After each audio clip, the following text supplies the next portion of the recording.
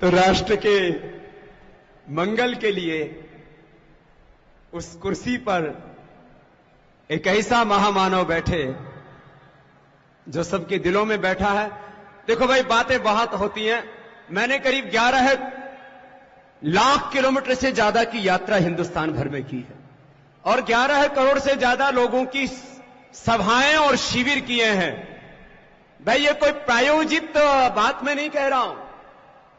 और किसी को देखना हो तो 2-4 दिन मेरे साथ रह करके देख लेना, क्योंकि कुछ दिनों के बाद वो हमारी अखंड यात्रा फिर से शुरू होने वाली है और तब तक चलेगी जब तक सत्ता और व्यवस्था नहीं बदल जाएगी।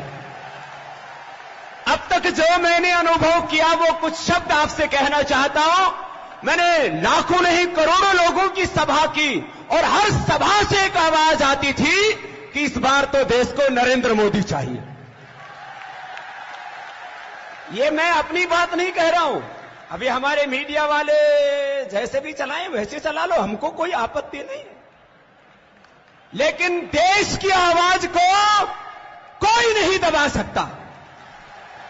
ये देश की आवाज है ना, देश के लोग कह रहे हैं, हम नहीं कह रहे। हम संत क्या कह रहे हैं? और कोई हम संतों को भी अंडर एस्टिमेट करके देखे। ये हमारे मीडिया के लोग इस शब्द का प्रयोग करते हो। मैं तो संस्कृत वाला हूं। हमारे संतों को भी कोई अंडर एस्टिमेट करके देखे तो ये न्यायपूर्ण नहीं होगा।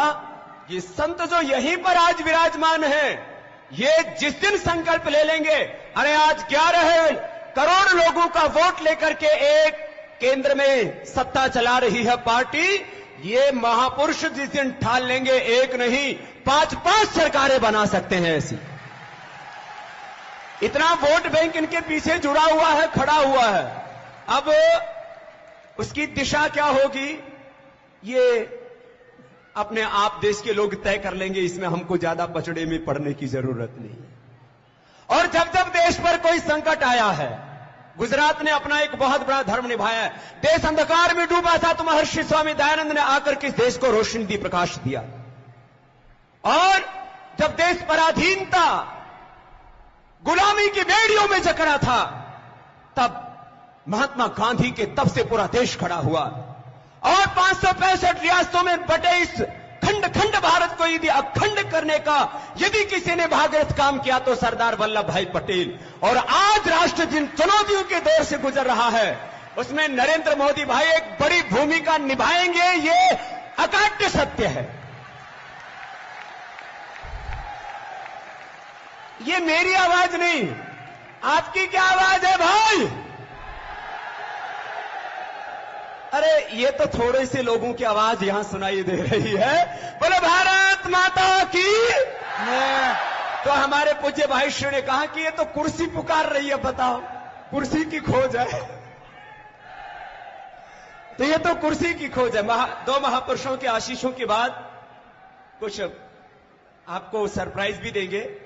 मैं आगे बीच में थोड़ा भाई श्री ने कुर्सी की खोज की बात की। हम सब आत्मा की खोज में लगे हुए हैं, परमात्मा की खोज में लगे हैं। हर आत्मा की जब परमात्मा खोज है तो कुर्सी की भी नरेंद्र भाई खोज है वो। और जिसकी जो खोज होती है उसको मिल जाता है।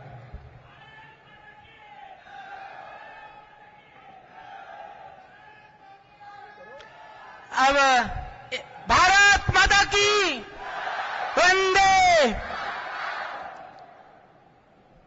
अब मैं हमारे बीच में